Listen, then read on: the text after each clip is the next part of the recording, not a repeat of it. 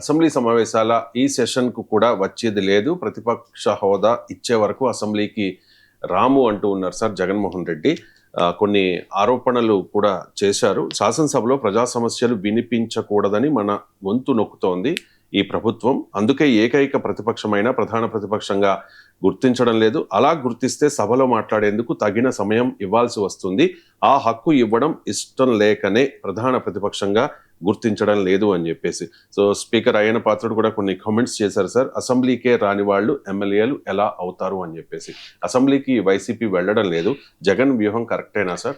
And అసెంబ్లీకి రాని వాళ్ళు ఎమ్మెల్యేలు ఎలా అవుతారు అని క్వశ్చన్ చేస్తున్న అయ్యన్న పాత్రుడు స్పీకర్ వాదన సరైందేనా సార్? అంటే మొదటి అంశము ప్రతిపక్ష హోదా అనేది ఒక డిఫరెంట్ అంశం. దీనిపై నా అభిప్రాయం గతంలో చెప్పాను. నా అభిప్రాయం ఎప్పుడు మారదు, రాజకీయ పార్టీలు అవి మారుతాయి. ఉదాహరణకు జగన్మోహన్ రెడ్డి ముఖ్యమంత్రిగా అసెంబ్లీలో ఇలా నేను చిటికేస్తే అట్ల చిటి కొంతమంది వస్తే నీకు ప్రతిపక్ష హోదా కూడా పోతుంది అని చంద్రబాబు నాయుడు అన్నాడు. ప్రతిపక్ష హోదా పోవడం అంటే ఏంటి? 10% కన్నా తక్కువ ఉంటుందని అప్పుడు అన్నాడు కదా. ఇప్పుడు జగన్మోహన్ రెడ్డి ఏమంటున్నాడు? 10% నాకు లేకపోయినా ప్రతిపక్ష హోదా ఇవ్వమంటున్నాడు. మరి ఇదే జగన్మోహన్ రెడ్డి చంద్రబాబు నాయుడును చిటికేస్తే కొంతమంది ఎమ్మెల్యేలు 23 మంది ఎమ్మెల్యేల్లో ఒక 7 ఎమ్మెల్యేలు టచ్ చేస్తే నీకు ప్రతిపక్ష హోదా పోతుంది అన్నాడు. అంటే ప్రతిపక్ష హోదాకు 10% ఉండాలని జగన్మోహన్ రెడ్డి చెప్పాడు కదా. ఇవాళ ఏమంటున్నాడు? 10% ఉండాల్సిన అవసరం లేదంటున్నాడు. టీడీపీ వాళ్ళు ఏమన్నారు? అప్పుడు 10% లేకపోయినా ఇవ్వాల్సిందే అన్నారు. ఇప్పుడు ఏమంటున్నారు? 10% లేదు కనుక ఇవ్వమంటున్నారు.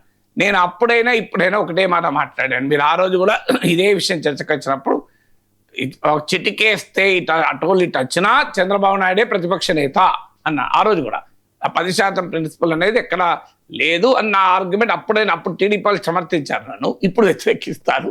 సో అప్పుడు వైసీపీ వాళ్ళు వ్యతిరేకించారు, ఇప్పుడు అప్పుడు వైసీపీ వాళ్ళు ఒక రకంగా వ్యవహరించారు, ఇప్పుడు ఇంకో రకంగా వ్యవహరిస్తారు.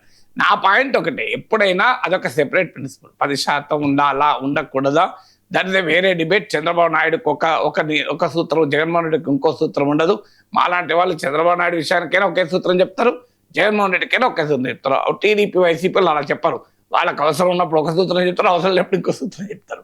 సో మా స్టాండ్ మారదు, ఎందుకంటే మా స్టాండ్ రాజ్యాంగం ఆధారంగా ఉంటుంది, రాజకీయం ఆధారంగా ఉండదు కదా. ఇకపోతే రెండవది వైసీపీ ఆరోపణ ఏంది? మాకు సమయం ఇవ్వరు, మాకు నోరు నొక్కేస్తారు. ఎస్, అది గ్యారంటీ. మీరు కూడా అదే చేశారు కదా. నీవు చెప్పినవి ఇదే నిరదాక్ష. ఇప్పుడు జగన్మోహన్ రెడ్డి 5 ఏళ్ల పాటు ముఖ్యమంత్రిగా ఉన్నప్పుడు చంద్రబాబు నాయుడు గౌరవించారా? ప్రతిపక్ష నేతగా మాజీ ముఖ్యమంత్రి ఆయన రెస్పెక్ట్ ఇచ్చారా వైసీపీ? మనం చూసాం కదా. ఆ రోజుల్లో చంద్రబాబు నాయుడు పైన మీరు కొడాలి నానిలు, రోజాలు ఎంత దారుణంగా, అంబటి రాంబాబులు ఎట్లా లేచారు ఒంటి కాలు పైన మనం చూసాం కదా. సో అందులో ఆఖరికి చంద్రబాబు నాయుడు సతీమణిని కూడా అవమానించే రీతిలో కామెంట్ చేసిన దుర్మార్గం చూసాం మనం. సో ఇది కౌరవ సభ కాదు, కౌరవ సభ అని చెప్పి కన్నీళ్లు పెట్టుకుని చూసాం. అందువల్ల we cannot expect anything different. ఆంధ్రప్రదేశ్లో రేపైనా ఇదే జరుగుతుంది, నిన్నైనా ఇదే జరిగింది, ఈ రోజైనా ఇదే జరుగుతుంది, రేపైనా ఇదే జరుగుతుంది, ఎల్లుండైనా ఇదే జరుగుతుంది. ఆంధ్రప్రదేశ్లో చరిత్ర పునరావృతం అవడం తప్ప ఇంకోటి ఏమి లేదు. History repeats it self with vengeance అంటారు.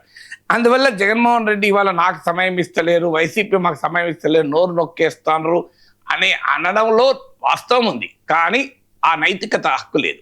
వాస్తవం ఎందుకుంది అంటే చేస్తారు ఖచ్చితంగా టీడీపీ వాళ్ళు.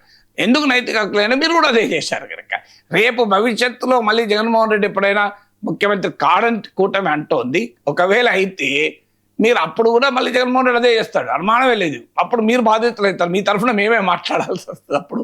సో అప్పుడైనా ఇప్పుడైనా మళ్ళీ మేమే బాధితుల తరఫున మాట్లాడాలి. సో అందువల్ల నొక్కి వేస్తానని నిజం. అయినంత మాత్రం సభకు పోకూడదు, ఇది నెక్స్ట్ క్వశ్చన్. ఎస్, మైక్లు ఇవ్వరు, పులివెందుల ఎమ్మెల్యే అంటున్నారు ఆయన. ఆఖరికి ప్రతిపక్ష హోదా లేకపోయినా ఒక ప్రతిపక్ష పార్టీకి అయితే నాయకుడు కదా. సభలో ఉన్నాయే కూటమి, 3 పార్టీలు కూటమిగా ఉన్నాయి. ఆ ప్రతిపక్షం ఒకటే ఉంది కదా. ప్రతిపక్ష హోదా లేకపోయినా లీడర్ ఆఫ్ ద అపోజిషన్ అంటే ఏంటో క్యాబినెట్ ర్యాంకు, కొన్ని అంశాల్లో ప్రత్యేక స్టాట్యూటరీ గుర్తింపు ఉంటుంది, అది బదిలేద్దాం. పోనీ ప్రతిపక్ష పార్టీకైనా మీరు గౌరవం ఇస్తామని స్పీకర్ అంటున్నారా?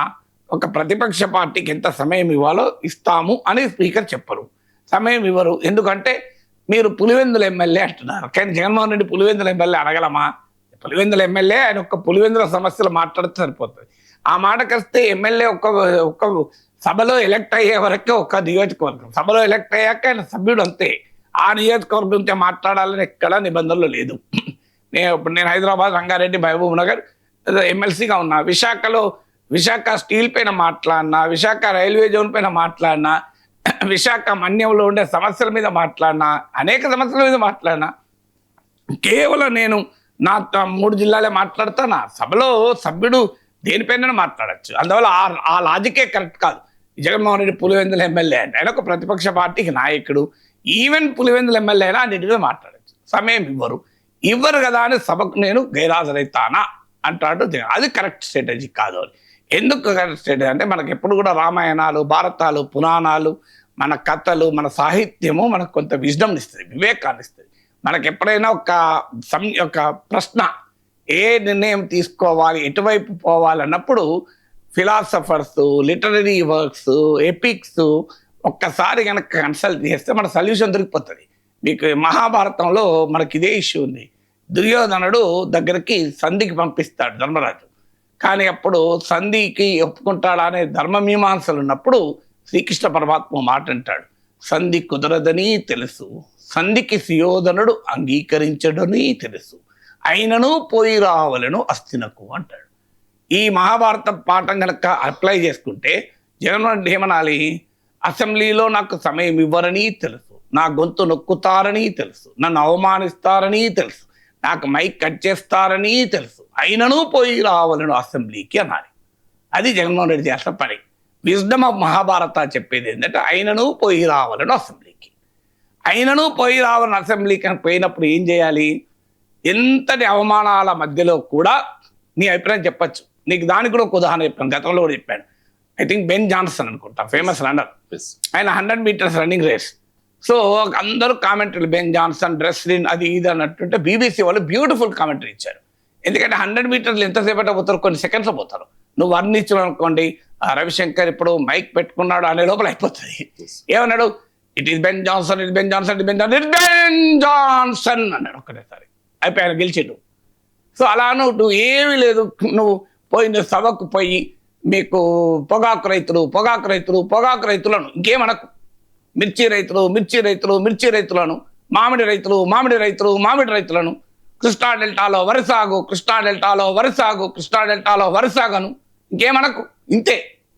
ఇది అనడానికి ఏమన్నా టైము ఎంత సెకండ్ పడుతుంది? కృష్ణా డెల్టా కాపాడండి అయిపోయి కట్ కానియండి. జనంలో గెలిపేది కదా కృష్ణా డెల్టా కాపాడండి అన్నది. పొగాకు రైతులు కాపాడండి, పొగాకు రైతులు ధర ఇవ్వండి అనండి. ఏమనకపోతే పొగాకు అని వినబడుతుంది. ఒక్క పొగాకే కట్ చేసి అనుకున్నాం అయ్యన్న పత్రుడు. పోనీ జనాన్ని తెలియదు ఆయన ఎవరు పొగాకు గురించి మాట్లాడుతున్నాడా, పొగాకు రైతు గురించి మాట్లాడుతున్నాడని. పోనీ మీ ఎజెండా కూడా ఉన్నది కదా, డిఎస్సి అనండి, ఏదో ఒకటి అనండి. అది అనడానికి మనకు అభ్యంతరం ఏముంది? అందువల్ల నేనే ఆ ప్లేస్ ఉంటే ఏమంటా అంటే, మైక్ ఇచ్చినా ఇవ్వకపోయినా ఒకటే మాట అంట, పొగాకు రైతులు 100 సార్లు అంట. ఇంకేమన్నా 100 సార్లు అంటే ఇంకా అది ఎక్కువ పాపులర్ అవుతుంది. మీకు చూడండి, మీకు ఆక్వా రైతుల పైన అర్ధగంట ఉపన్యాసం కన్నా ఆక్వా అన్నాం అనుకోండి, ఇంకెక్కువ కవరేజ్ వస్తుంది, దేశంలో ఇంకెక్కువ చర్చ వస్తుంది. మామిడి కృష్ణా డెల్టా అన్నాం అనుకోండి, జగన్మోహన్ రెడ్డి లేసి ఏమనద్దు, కృష్ణా డెల్టా కట్, జగన్మోహన్ రెడ్డి కూర్చోండి, కృష్ణా డెల్టా మీరు కూర్చోండి, మీరు కూర్చోండి కృష్ణా డెల్టా అనాలి. ఏమవుతుంది? సరిపోదా అండి ఈ సమయం? అందువల్ల సభకు రాకుండా ఉండటానికి ఏ కారణాలు చెప్పినా అవి సరైనవి కాదు. అవమానాలు భరించినప్పుడే కదా సమాజంలో గుర్తింపు వచ్చేది. ఇప్పుడు చంద్రబాబు నాయుడు కన్నీటితో బయటికి రావడము జగన్మోహన్ రెడ్డి పతనానికి మొదలు స్టార్ట్ అయింది. అక్కడ ఆయన చంద్రబాబు నాయుడు అరెస్టుతో అది పరిపక్వతకు చెందింది. ఈ 2 ఘటనలే ఉండుండకపోతే రాజకీయాలు ఎలా ఉండేవో చెప్పలేము. మీకు చంద్రబాబు నాయుడు కన్నీళ్లు పెట్టుకోవడము, చంద్రబాబు నాయుడు అరెస్ట్ కావడం, ఈ 2 జగన్మోహన్ రెడ్డికి పెద్ద పర్సెప్షన్ డిసడ్వాంటేజ్గా మారింది. అందువల్ల ఏమవుతుంది, అవమానిస్తే అయినా ఒక నాయకుడు అంటాడు, నిన్ను ప్రత్యర్థి కొడితే ప్రజలకు తాకాలి. ప్రజలకు తాకింది అనుకో, నువ్వు పొగాకు రైతు, ఆక్వా రైతు, మామిడి రైతు, మిర్చి రైతు, కృష్ణా డెల్టా అన్నాం అనుకోండి, నిన్ను ఎంత అవమానించినా ప్రజలే నిన్ను కాపాడుకుంటారు. పిఆర్సీ అని 4 సార్లను ఎంత నువ్వు అవమానించినా పిఆర్సీ ఎంత 5 డిఏలు, పిఆర్సీ 5 డిఏలు అన్ను. ప్రభుత్వ ఉద్యోగులందరూ నీ వెనక రాకపోతే చూడండి, ఎంత అవమానించడానికి జగన్ రెడ్డి గొడ్డల పార్టీ నీదను, నువ్వు వివేక్ హత్య చేసినావు, బాబాయ్ని చంపినావు. ఇక వాళ్ళు టీడీపీ వాళ్ళు ఎన్నది ఒకటే లేచి పిఆర్సీ అను. నేను ఉద్యోగులు లక్షలాది మంది ఉద్యోగులు నేను ఓన్ చేసుకోవచ్చు చూడు. అందువల్ల ప్రజా సమస్యలు లేవనెత్తేటప్పుడు పబ్లిక్ లైఫ్లో ఉన్న వాళ్ళు అవమానాలను ఎదుర్కొన్నా భరించాల్సిందే. అది ఏముంది అంటుంటారు అంటే మమ్మల్ని అంటలేరు. ఆఖరికి ఏ సభలో లేకపోయినా ఓ మీడియాలో మాట్లాడుతుంటేనే నా పైన ఎన్ని రకాలుగా అవమానిస్తున్నా నేను భయపడుతున్నాను. అవమానించుకోనియండి, నేను ప్రజా సమస్యలు మాట్లాడుతూనే ఉంటాను. ప్రజలే నన్ను కాపాడుకుంటారు. ఆ వైఖరి పబ్లిక్ లైఫ్లో ఉన్న వాళ్ళు ఉండాలి. పబ్లిక్ లైఫ్లో ఉన్న వాళ్ళు ఎప్పుడు కూడా ప్రత్యర్థులు అవమానిస్తారు కదా అని భయపడ్డా, మోమాట పడ్డా, దాన్ని ధిక్కారంగా భావించిన ప్రెస్ కాన్ఫరెన్స్లో మాట్లాడతా అంటే ఖచ్చితంగా సభలో మాట్లాడాల్సింది.